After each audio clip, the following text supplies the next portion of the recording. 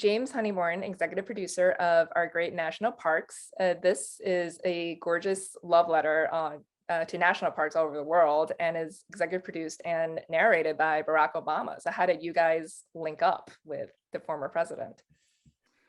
Well, we were introduced to the president and Michelle Obama's production company, High Ground, through Netflix.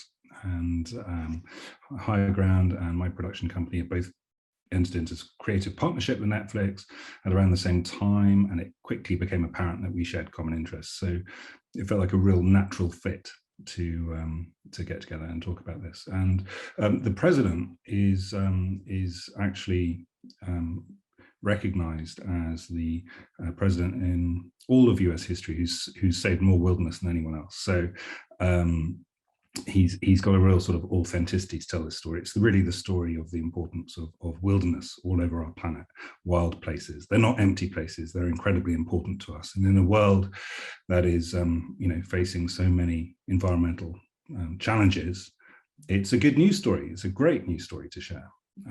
That wilderness is actually really important, and that by protecting over 4,000 national parks worldwide, we are actually saving not only amazing numbers of species, plants and animals, but also giving ourselves a better chance, because we all need these wilderness areas if we ultimately are going to survive ourselves. Was he always on board to narrate from the beginning, or did that come along later in the process? Because I think it's very effective to have him be the narrator, because it's so much about people's relationship with the wilderness, like you said, but to have him being the vessel to deliver this message as well. Well, so when we started developing it, we weren't sure, but it quickly became apparent that he had a real interest and passion for the subject. And of course, you say it's about our relationship with wilderness, and it felt just so appropriate for him to tell us that story that it quickly became apparent that would be the way to go. What was it like filming with him and then recording with him in the booth? Right, yeah. So I did the commentary recording in the booth, all 5 episodes. We did them on separate days, and that was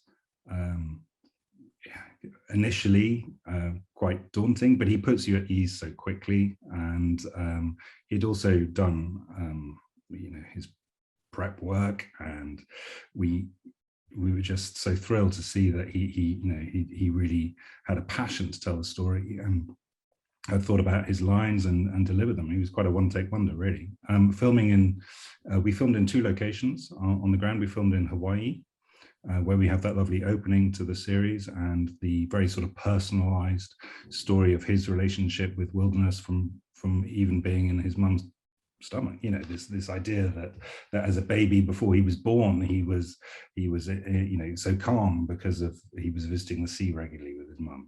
It's a lovely story, and I think straight away sort of immersed us in a very sort of personalized perspective. I didn't direct that.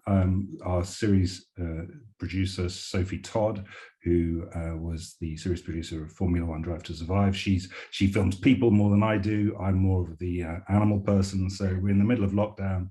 Sophie got to go, and that was obviously the right call.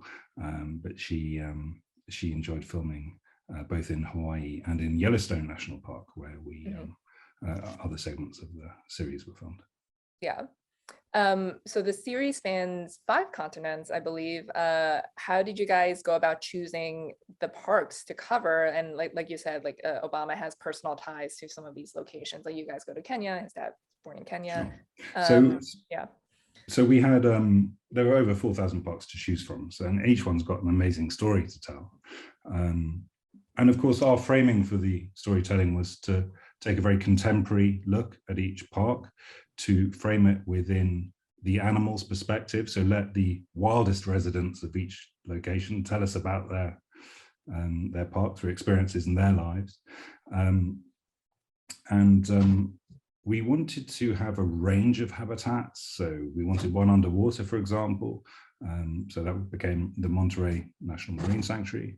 We wanted one in the rainforest, and that became Gunung Leuser National Park in Indonesia, which is the last place on earth where you get elephants and orangutans and rhinos and tigers all in the same jungle habitat, which is just amazing.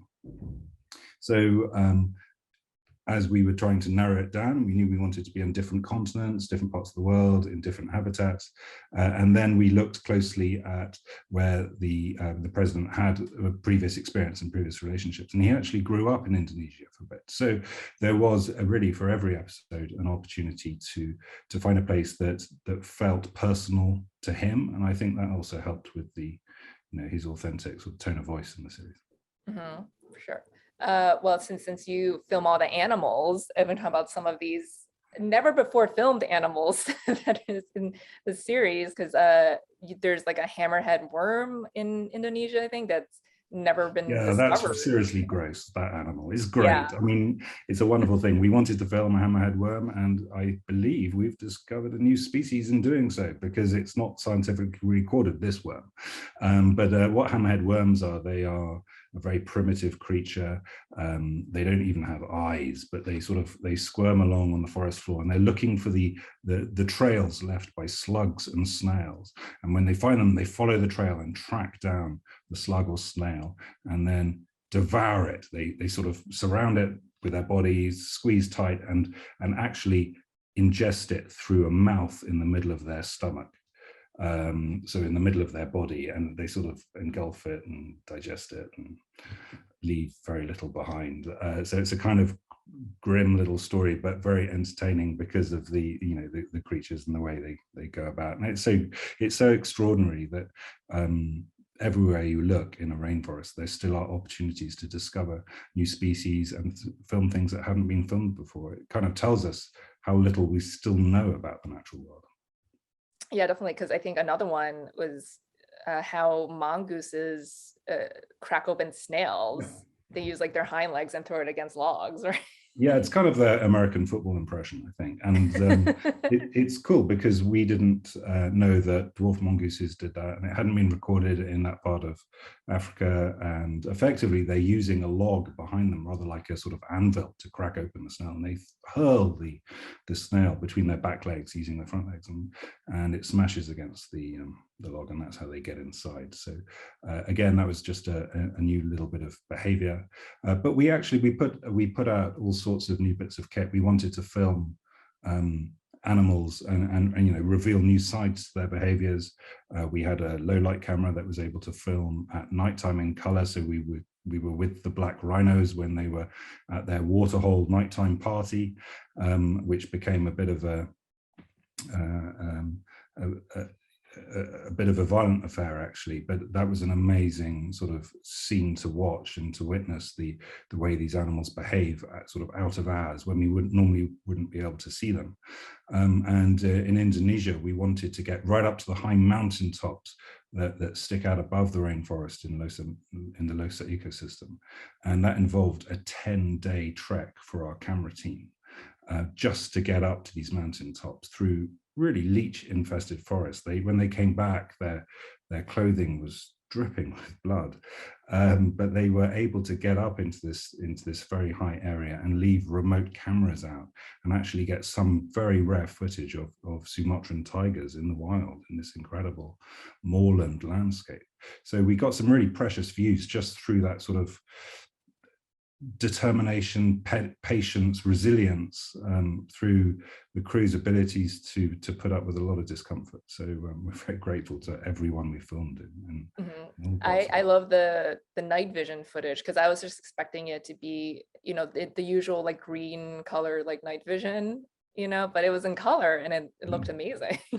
Yeah, there's enough color on a moonlit night. There's enough color for these cameras to be sensitive to it, which is extraordinary. Mm-hmm. Is there any animal or anything that did not make the final cut that you wish did? Do you know, we got very lucky. We actually managed to, we got on and managed to film the animals we did. We were filming a lot in lockdowns and during the pandemic years, so it wasn't easy. The good side of that was that we relied an awful lot on local crews. So, for example, we had an entirely Chilean crew in Patagonia, and that enabled us to be more fleet of foot and stay with the animals, even when international travel wasn't possible. There was one occasion we were stuck in the offices in Bristol wanting to film a giant flower that stands 10 foot tall and is only blooms for 2 days. And we were wanting to articulate to the team on the ground how we might film it best.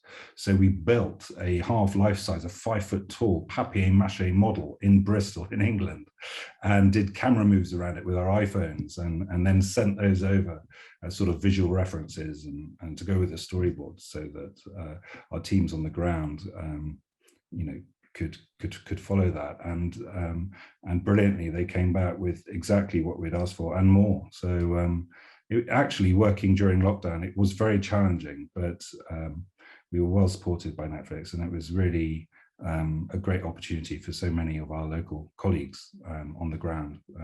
Yeah, and it was great to see them shine. You know. Well, James, it was great speaking with you. Thanks so much for your time, and we'll see you back here in a little bit. Okay.